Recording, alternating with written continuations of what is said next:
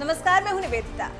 कहा जा रहा है कि मात्र कुछ दिन में शुरू होने वाले बिहार विधानसभा चुनाव जितने सीएम नीतीश कुमार के लिए अहम हैं, उससे ज्यादा अहम बीजेपी के लिए हैं। इसलिए बीजेपी बिहार में जीत के लिए एड़ी चोटी का जोर लगाए हुए है। एक तरफ जहां प्रधानमंत्री नरेंद्र मोदी की 3 रैलियों को बिहार की जनता को आकर्षित करने के लिए आयोजित किया गया है, तो वहीं उत्तर प्रदेश के सीएम योगी आदित्यनाथ की डिमांड भी बिहार में कम नहीं है।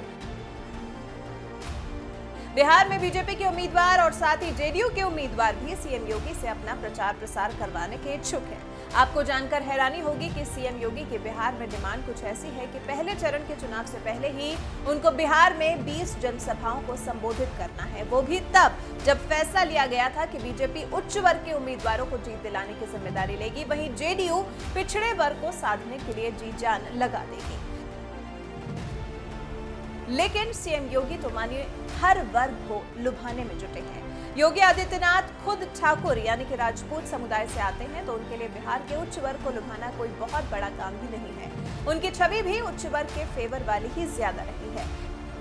जेडीयू के लिए ये चुनाव काफी कठिन दिखाई दे रहे हैं। प्रवासी सरकार से खासे नाराज हैं। ऐसे में जेडीयू एनडीए का हिस्सा है, तो सीएम योगी की जिम्मेदारी बनती भी है। ऐसे में अगर पीएम मोदी और सीएम योगी उम्मीदवारों के पक्ष में प्रचार प्रसार करते हैं, तो इससे लोगों के बीच शक्तिशाली नेताओं के जेडीयू के साथ होने का संदेश जाएगा।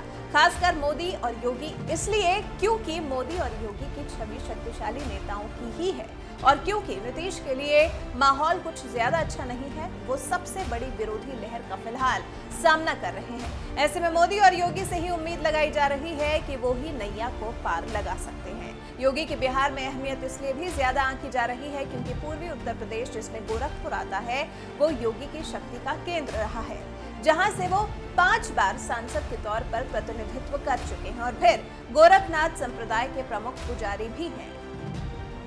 तो वो योगी की एक छवि उनके लिए सकारात्मक साबित होती है। और उसके बाद योगी का चुनाव प्रचार का एजेंडा यही है कि वो प्रदेश में डबल इंजन की सरकार का समर्थन करते हैं और उसका अपनी रैलियों में जिक्र भी करते हैं। योगी आदित्यनाथ विकास की बात करते हैं, बीजेपी राज में राम मंदिर निर्माण शुरू होने की बात करते हैं, पीएम मोदी की सरकार की तारीफ करते हैं, फिर कश्मीर से अनुच्छेद 370 हटाए जाने का भी जिक्र करते हैं। इस सब के अलावा योगी के अपने प्रदेश में लव जिहाद के खिलाफ एंटी रोमियो स्क्वाड का गठन और गौकशी पर पूर्ण पाबंदी जैसे फैसले अक्सर लोगों को लुभाते हैं।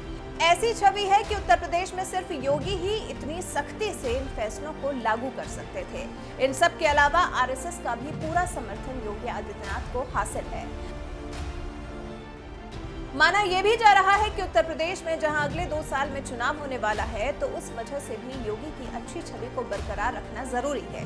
इन्हीं सब वजहों से योगी प्रत्याशियों के साथ साथ केंद्र में बैठी सरकार, आरएसएस सभी के लिए एक बेहतर चॉइस के रूप में उभरे हैं। मतदाताओं के बीच जाते रहने से लगातार योगी की छवि में सुधार आएगा। मतलब सच पूछा जाए तो फायदा दोनों का है। जहां प्रत्याशी योगी की अच्छी छवि की वजह से उन्हें अपने प्रचारक के रूप में बिहार बुलाना चाहते हैं, तो वहीं साल 2022 में होने वाले यूपी चुनाव के नजरिए से ये बिहार चुनाव सीएम योगी के लिए खुद भी काफी अहम हो चुका है। हालांकि अब देखना दिलचस्प होगा कि योगी से प्रचार करवाने के बाद भी बीजेपी और जेडीयू प्रत्याशियों को कितना फायदा मिलता है। इस पर आपकी क्या राय है? क्या आपको भी लगता है कि सीएम योगी की बिहार में डिमांड किया जाना बिहार चुनाव के लिहाज से काफी अहम है? क्या सच में बिहार चुनाव में सीएम योगी के प्रचार प्रसार करने का फायदा होगा? हमें अपनी राय कमेंट कर जरूर बताएं।